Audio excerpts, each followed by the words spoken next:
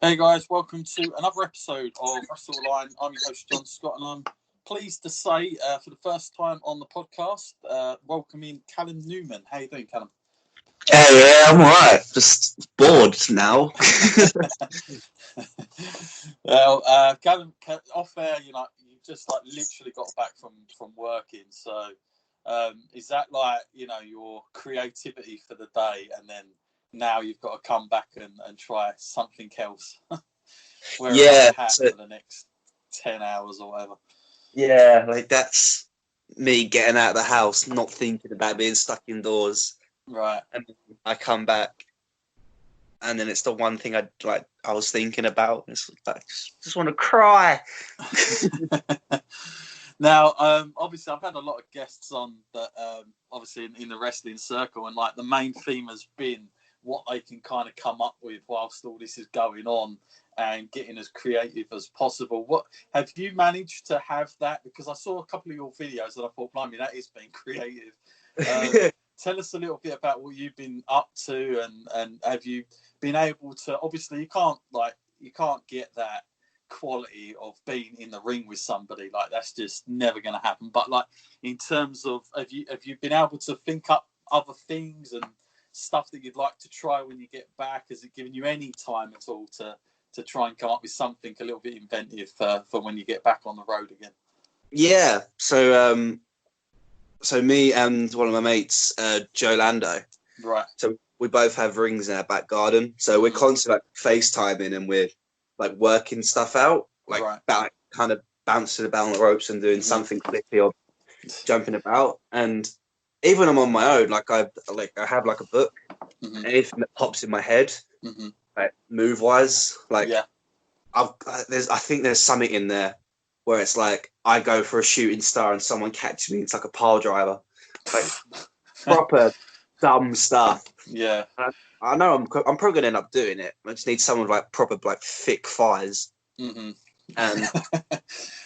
it's I kind of mash everything together in one, and bouncing about on the ropes. I'll see something someone's done, and then kind of change it into my own thing. I don't know, just try and have fun with it. Yeah. Now, I mean, for those people that don't know too much about yourself, just give us a little bit of an introduction how you got into and started sort of winding up wrestling. Was you one of these people that through school you just said, I want to be a wrestler, or did this sort of come a little bit after? When did this dream, of you wanting to be an aspiring wrestler come about? And then also tell us how that ended up happening. So I started when I was 7. Right. And I watched wrestling, but not religiously. And 30 seconds from my house, there was this leisure centre and I was doing training. And my mum was like, right, we need to get you out of the ass. You got to do something. Your brother's playing football. Everyone's doing something. You got to do something now. I was like, all right, cool. So, there's wrestling. Go do that. I just started doing that. Then it's the first day, I just got a 7-year-old bumping. It's it's disgusting. Biggest gym mats ever. And you think, this is gross. And then, it's carried on from that. And then the time where it fully started clicking, where it's okay, I want to do this. Through school, I wanted to do it. But then I was probably 15. Right. Yeah. And it was the day I was going to quit. And I was like, I'm going to end it on a high and go to a Will Ospreay seminar. And then that was the first day I met Will. And then we done the seminar, and later on I was, see you later, man. Thanks for today. I really enjoyed my last day of wrestling. What? I was like, yeah, I'm just going to quit. Everyone's telling me I got to quit. I'm not going to get much. So might as well just leave it. And he pulled my parents over. He went, no, don't let him quit. Do not let him stop. He's going to be good one day. Just don't let him quit. And then after that, everything kind of started clicking, and I started working hard and get on the shows. And as soon as I'd done that first show, that was right, this is 100% what I want now. Wow. So it was quite a very, it could have gone one way or the other. Do you think had he have not, so literally you're saying, had he not stopped you at that moment, it could have, you could have been in a completely different thing altogether. Maybe wrestling would have been a thing that maybe was a pipe dream.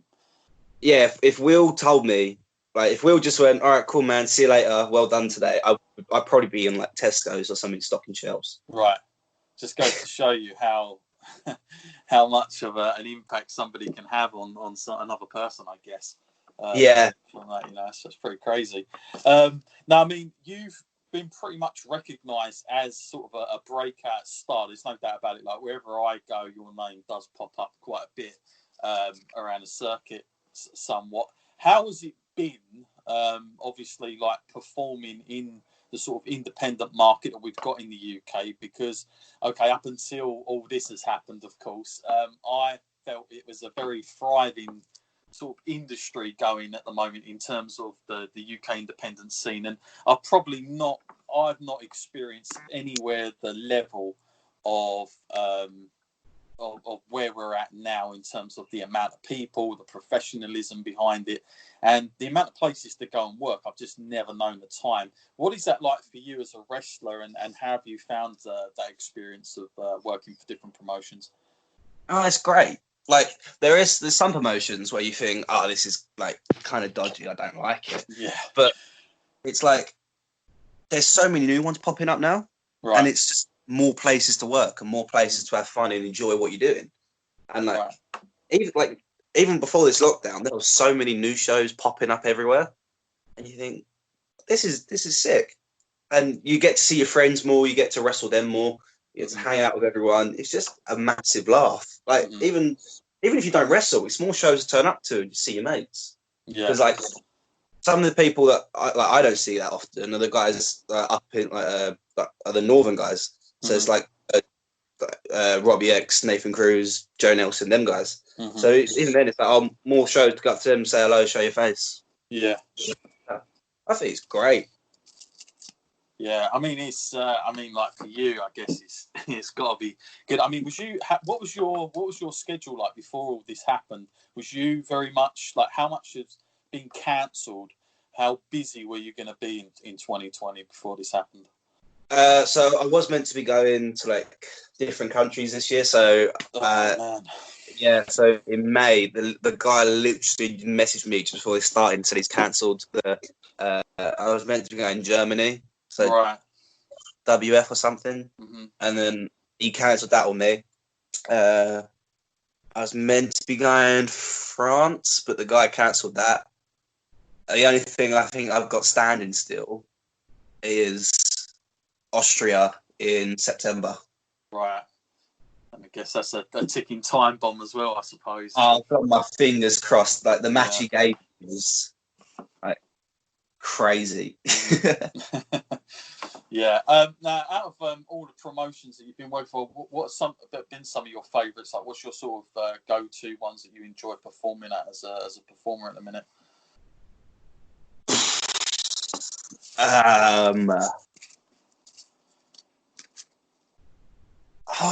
There's a few. Yeah. I'd say Lucha Britannia. Project W.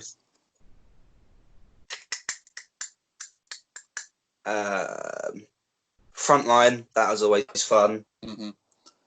And I really like working for Fight Nation. That little nightclub's really fun. Right, yeah. And WrestleGate. I think those are my top one. Yeah.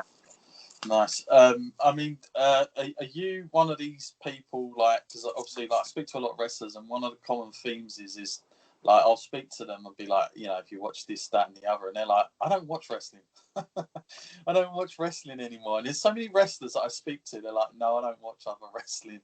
I just watch the show I'm on, and that's it. Are you one of those people, or do you follow other products? Will you watch WWE? Will you watch New Japan or anything like that? Like, where do you stand in all that? I don't watch WWE just because I don't like it.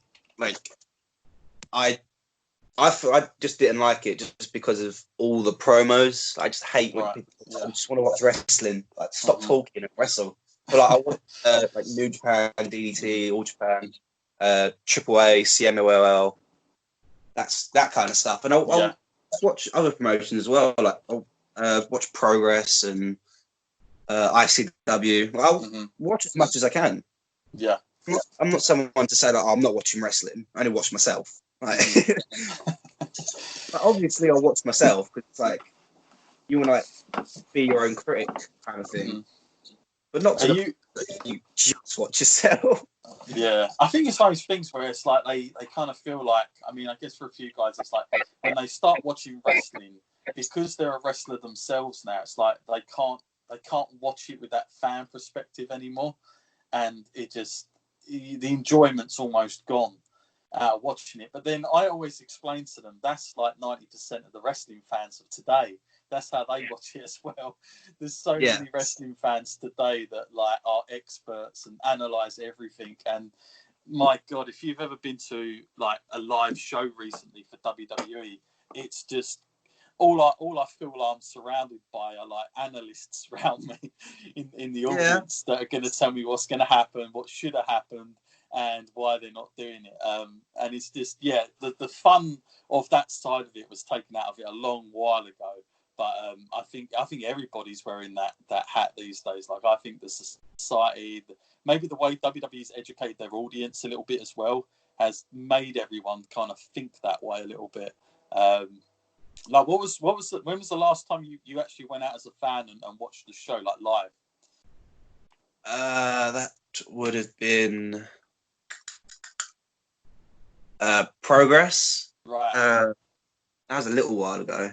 Yeah. Was that the Ali Pali show or? No, that was the unboxing, the last the ballroom, the last unboxing show. Ah, okay, cool. Yeah, I like those. They're pretty cool. Oh, they were fun.